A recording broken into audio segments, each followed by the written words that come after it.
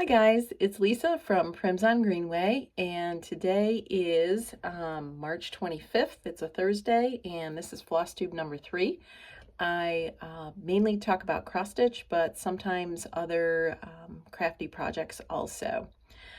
First, I want to start by thanking everybody for the shout outs. I know that Brenda and Laura from the Serial Starter have shouted me out a couple times. Last week, I think it was secondary to my drums that I had put on Instagram, and I have a couple to show you today. In addition, I want to thank the new people from upstate that I've discovered.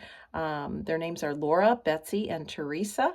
It's amazing because I only knew a few stitchers from New York State, and now I realize there's bunches of them, which is fabulous.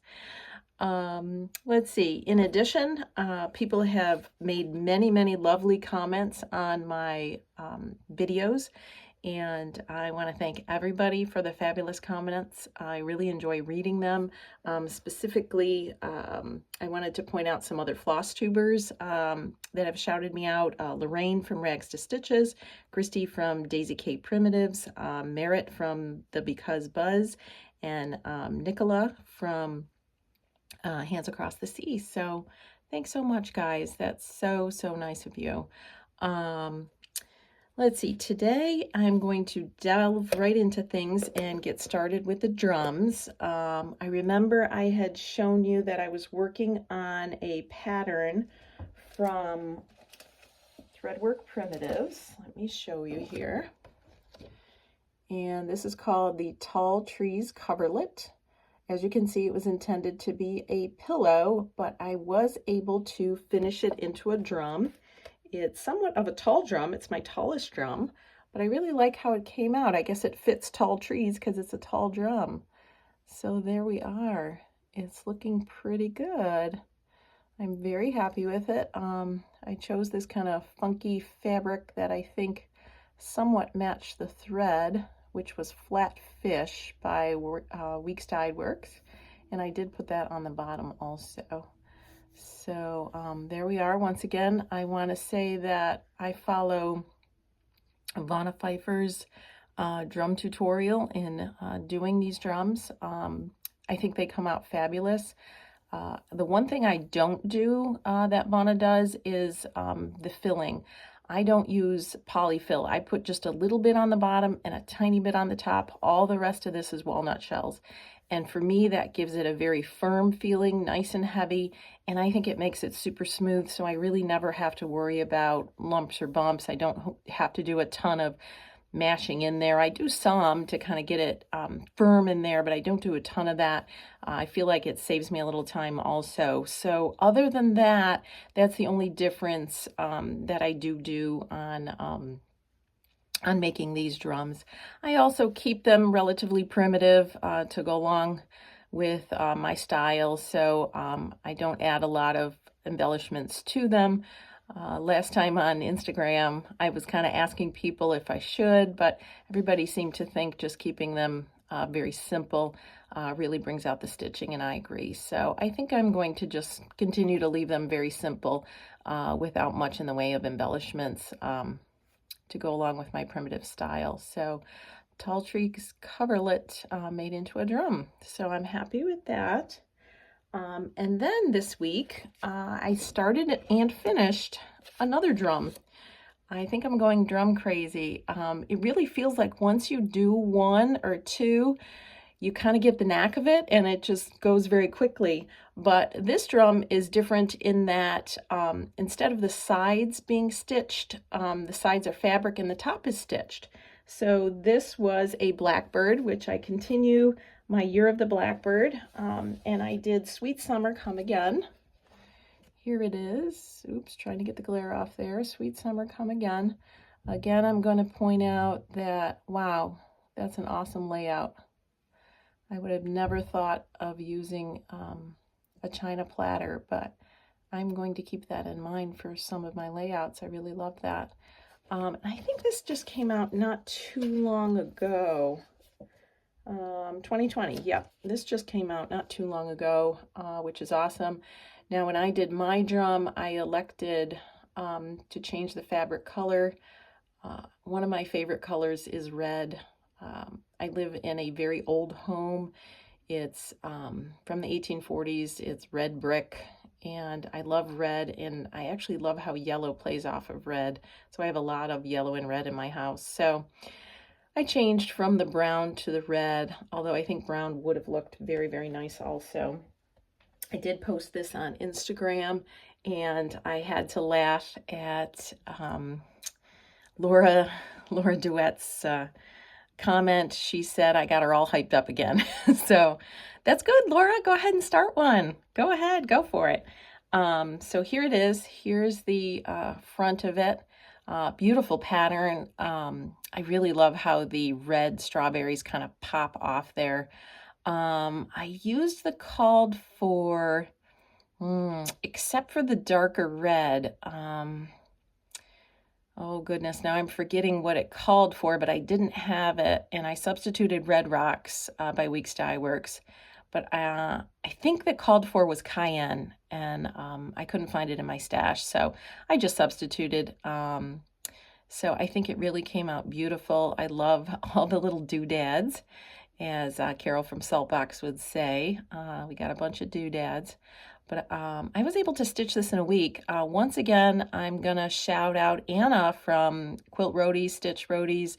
She really encouraged me to try two-handed stitching. And I have to say it really, I feel like it really speeds up my stitching. Now, when I got down to doing these little doodads, I'll be honest, I took it off my Lowry and just did it with one-handed stitching because you were starting and ending and starting and ending and starting and ending, and that was too hard on the stand, I thought. So anyways, again, thanks Anna for that, and I'm going to mention her again later for another reason.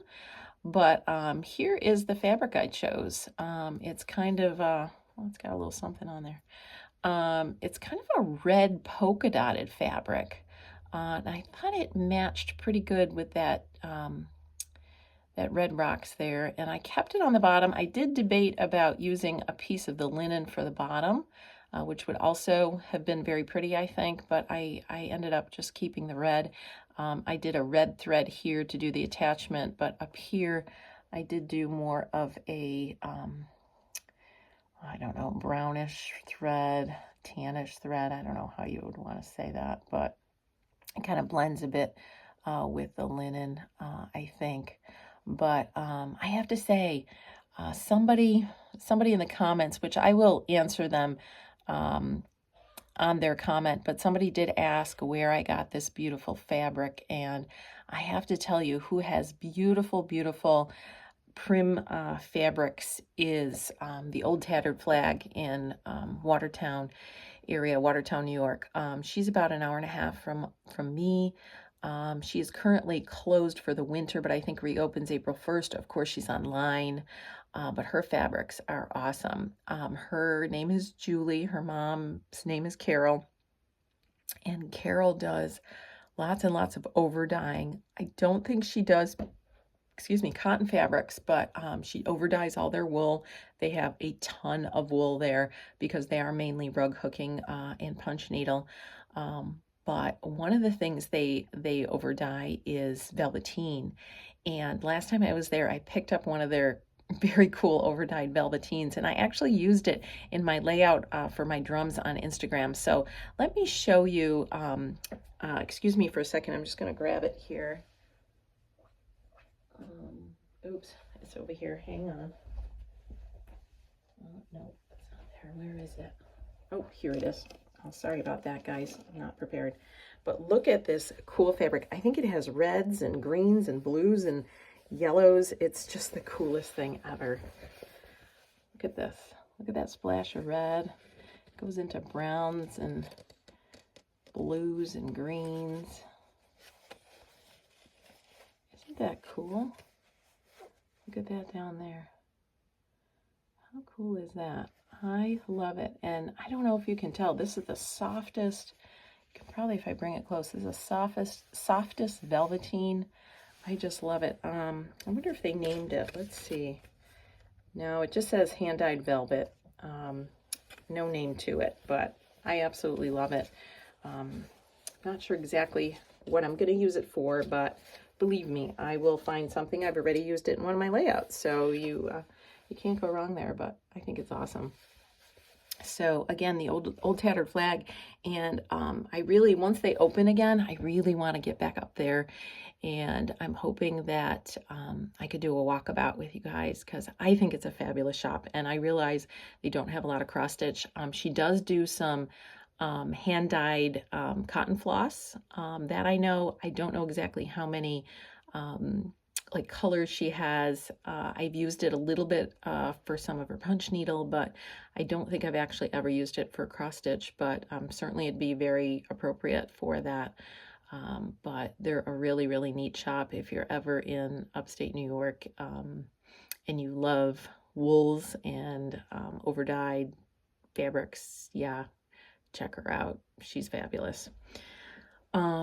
Okay, so let's see. Next thing I wanted to talk a little bit about, because we were on the topic of strawberries, is that I have made strawberries over the years. I haven't done any recent strawberries, but maybe that'll be one of my next things. But here is some strawberries. Actually, I had this sitting in there. Let's see if I can get it back in there. I don't know if I'm going to be able to show you very well, but I kind of had it sitting in this dough bowl. I had gotten this at an estate sale. Unfortunately, last summer I didn't go to many, but in the past I've gone to estate sales and I got it there. It's a wooden bowl. There's no markings on it. I don't know if it's new, old, who knows, but I thought it was cool.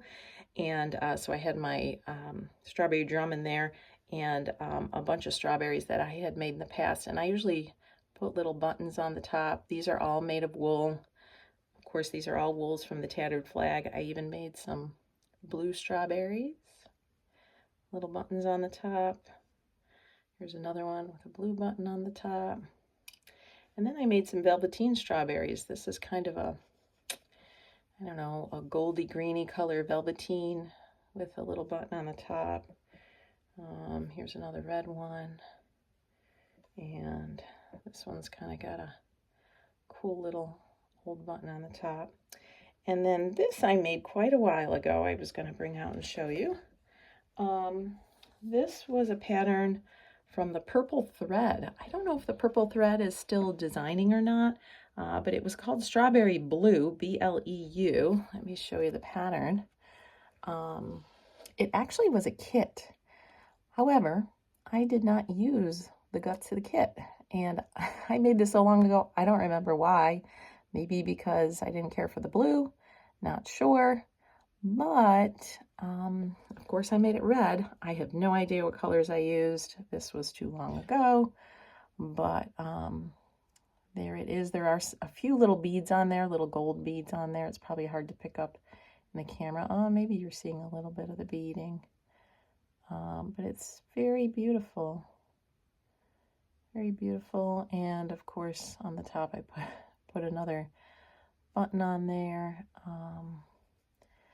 And it's just the seam up the back, but it's kind of a long, thin strawberry, and it looks awesome in the bowl with the other strawberries. So there you go. Lately I've been on this kick of making smalls and finishing them. I have to say, I think I'm more of a, what's it called? Process versus finish? Progress? I'm not sure. I like the finish. I like to finish stitching it, and finish it. Not as to say I don't have projects that are stitched and not finished, because I do have some of those, but I really like that product at the end. Product stitcher, I guess that's what it's called. I'm definitely a product stitcher. Not as to say I don't do some big projects, but I tend to go to the medium and small so I can finish them. And I like to do a variety of things. So lately has been my drum. I was looking through my Blackbird books and there's lots and lots of little strawberries. So those might be in my future. I'm not sure yet. I've already started another small Blackbird project I'll show you a little bit later. And we'll see how that goes. But the other thing I had mentioned on my last video is that I was going to show you a a finish from Summer House Stitchworks. I had mentioned my little booklets, and I directed you to Instagram to see the one that I had made for the Valentine exchange at Sassy Jack's. But the pattern on the front I told you was from a pattern called Grandma's Heart from Summer House Stitchworks.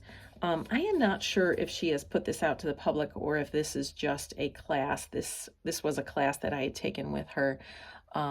It was actually based on her grandmother's needlebook. And I don't know, it's hard to see, but over here you can almost see this kind of goldy needlebook in the back that looks a little tattered. And that actually was her grandmother's needlebook, which is really awesome. It's really awesome.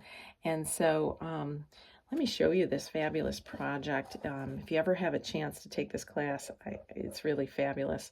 Look at this. Is this great or what? She's a fabulous, whoops, sorry. She's a fabulous designer and a good friend of mine. And this is just a fabulous project. Look at, these are blankets stitched around here. And this stitchery is mounted actually on like a very thin piece of plastic material. I feel like they might call it Mylar, but I'm not sure on that. And so that's the front, and then over on the back she had us put our initials, so there you go on the back. But look at watch how you open this. This is just like out of this world. Look at this, people. Look at this. Whoops, I'm not doing it correctly, sorry. There we go.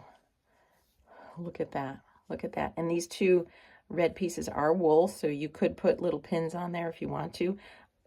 These are fabric, but these halves of hearts are all kind of connected so that they kind of come together into a little bit.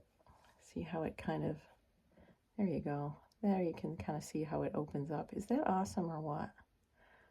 That is just so cool. And then the fabric, I love the fabric she shows. Look at the fabric on this side. Isn't that the cutest?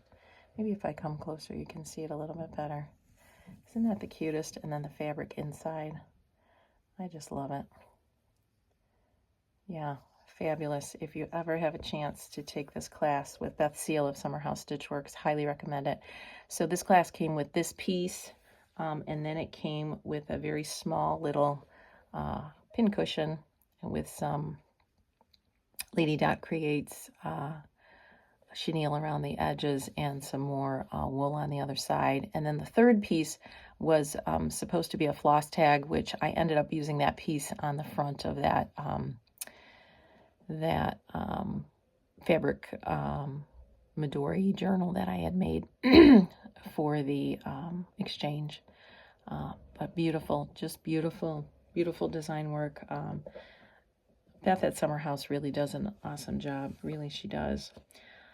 So there you go with that. Oh, and one more thing two steps that I'd forgotten to show you is a couple years ago, I had gotten on the strawberry kick like I had told you, and it was around Halloween time. So I decided to attempt a Halloween strawberry. And it was a couple months, it was that summer that I had gone to an estate sale, and at one estate sale I was at, they had this whole bag of old, lacy, what's the word I'm looking for? Lace trims.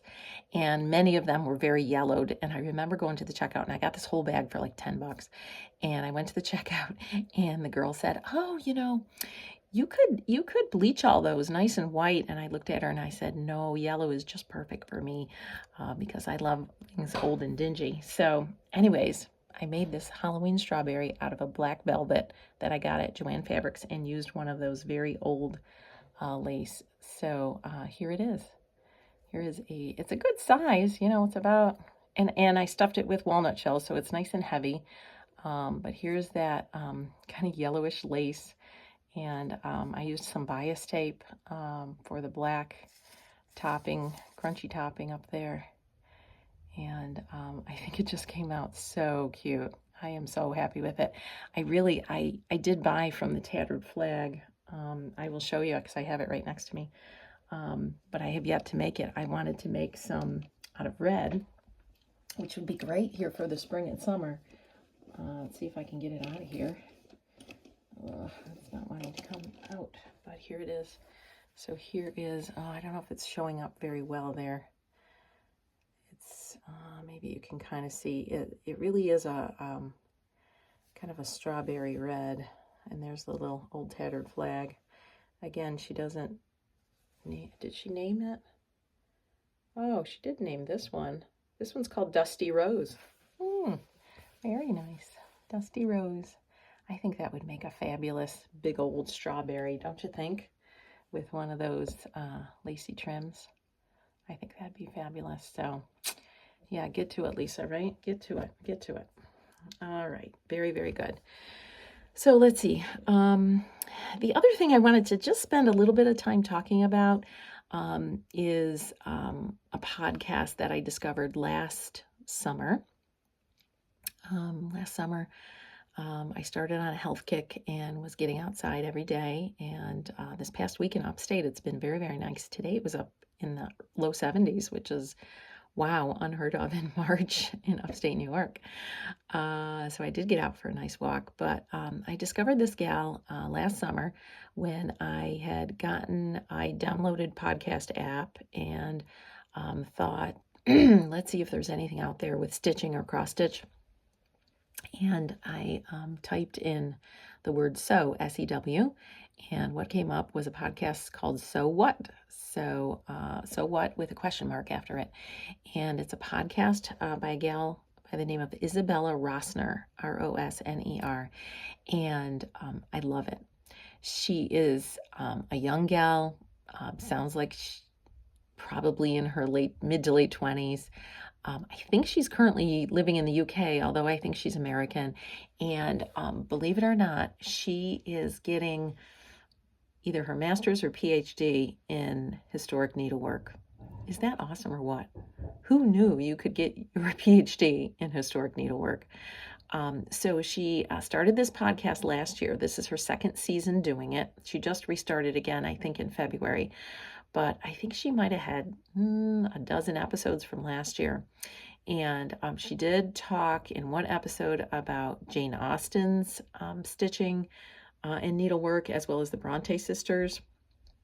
She did talk about their quilts. She's talked about historic samplers. I just re-listened to one of them from last season about these. She describes these little frog pouches that women in the 17 to 1800s would carry with them. She describes them as being so small that they couldn't really even fit one coin. So they were sure they weren't used for coins because they're so small, but they're shaped like frogs, and the frog's mouth is the opening. I don't think it's cross stitch. I think it sounds like it's gold work and embroidery and that type of thing. And she goes on to create several hypotheses as to why they were frogs and not some other animal. So it was interesting to hear her talk about that. But if you guys are into historic needlework, give her a listen. I think she has some awesome episodes. She goes into all different kinds of needlework. For sure, it's not just samplers. It's all sorts of needlework. And I just find it so interesting. I really enjoy broadening my horizons and in hearing about that type of thing. So again, her name's Isabella Rossner, R-O-S-N-E-R. So What with a question mark, S-E-W-W-H-A-T. So check her out. Check her out. Okay.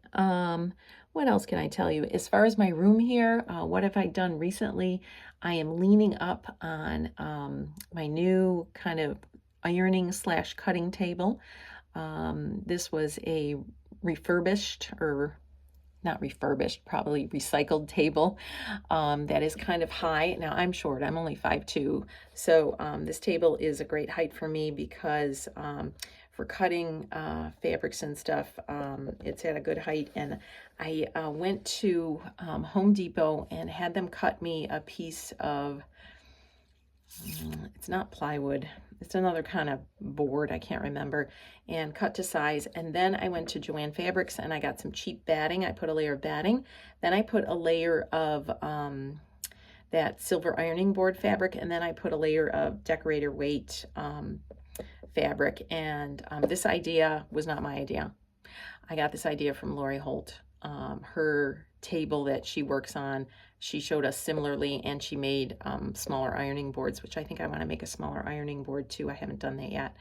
But that's kind of the new thing in my room. I still haven't hung anything on the walls. I am very hesitant, but I am thinking about an idea I saw on Susie Reno's channel where she has those, what are they? Photo frame shelving. That way you can move things around. And I am thinking about that because I told you I wanted the blackbird wall, and I'm thinking that might be nice because I could put things on or take things off. So I'm debating on that. So I don't have anything still hung in here. That's probably going to take me a while to think about, but I will get there eventually. But let's see if I can, let me move. I have this table actually filled with things, but I could probably show you a corner of the fabric, which is kind of this Paris French kind of pattern. Let's move these things over a little bit just for a second so I can maybe show you what we got here. Yeah, there it is. See that? There's the table. It's just a slight bit cushy, not terribly cushy, but that's the fabric on the table, and I really love it. I think it's absolutely fabulous. So let's see if I can get you set up where I had you previously. I think that's probably pretty good. Okay, so the next thing I wanted to mention to you is wool. Now, I've been all about these drums.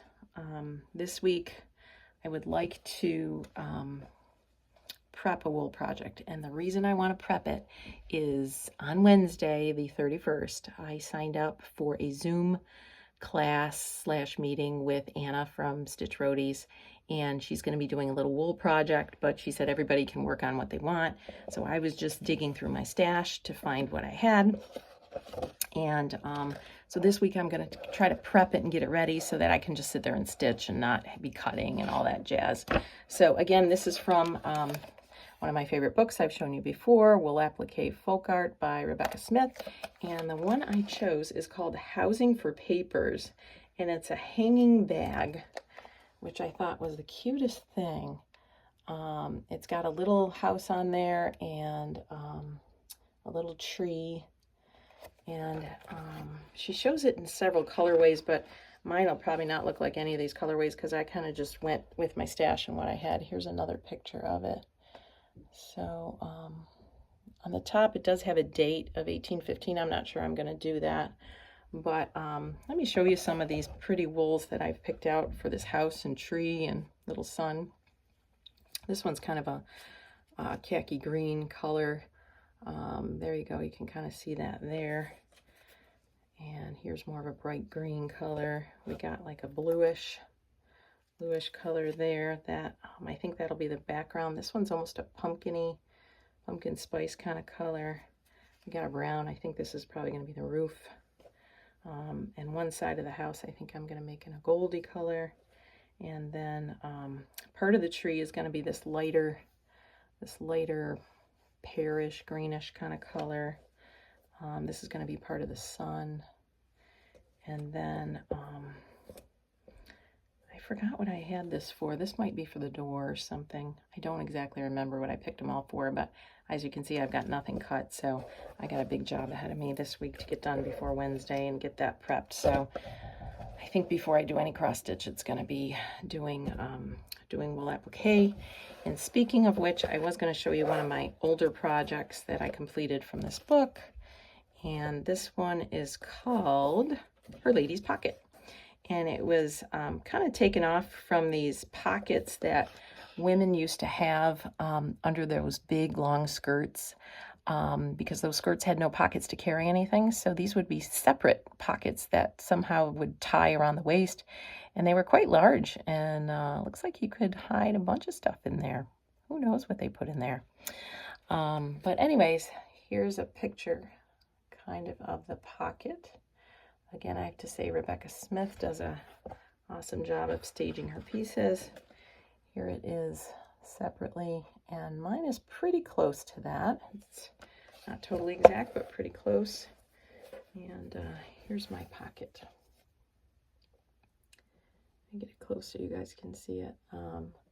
So wool applique, I've said this before, it really goes pretty quickly. Those little stitches go on, and the little pieces of wool, once you get them cut out, you actually, you put a backing on them that's sticky, and you kind of iron it onto the fabric. At least that's how I do it. And then you just do the blanket stitch around, and you can add some embellishment stitches. And then here, this part right here, this doesn't open this top section, but here it opens. This is the pocket part of it. And I just hang it. I hang it up here on my sewing cabinet, just because I think it looks very prim. So that was a real fun project. I did this several years ago. This is not anything recent, but fun to look at, fun to look at. I like trying new things, so that's fabulous. And let's see what else I had on my list. I think I'm reaching the end of my list. I think two other quick things. One is I had several people comment on the fabric journals that I do, and the stained inserts. If there's anybody out there that's interested in a tutorial, I would be happy to attempt one. I'm sure it's not going to be very professional, but I will try my best to do one if somebody's interested. I would find that kind of challenging to try to put one of those out. So let me know. And then the last thing, I have to do a shout out to Hamilton. Hamilton the cat, yes. Has everybody watched Betsy Klieger? She's hilarious. She just lifts my spirits and cracks me up. And she said her little cat Hamilton, how did she put it? He's her yin to her yang. It's just hilarious. I really, really enjoy her. So give her a watch, guys. Shout out to Betsy Klieger. So thanks so much. I'm coming to the end of my time. I appreciate, again, everybody coming to visit. This has been a very fun journey. I'm really enjoying this, and trying to decide what I'm going to show next time around. So everybody take care, be safe. Today I got my first vaccine. Yay! I got it at about 8 o'clock this morning, and it's around 4 in the afternoon. I seem to be feeling okay. I guess we'll see how it goes. People have been telling me sometimes it's 24 hours later that you're not feeling so great, but I'll let you know. So far, so good. All right, everybody. Take care. Nice to see you guys. Hope to see you soon. Bye-bye.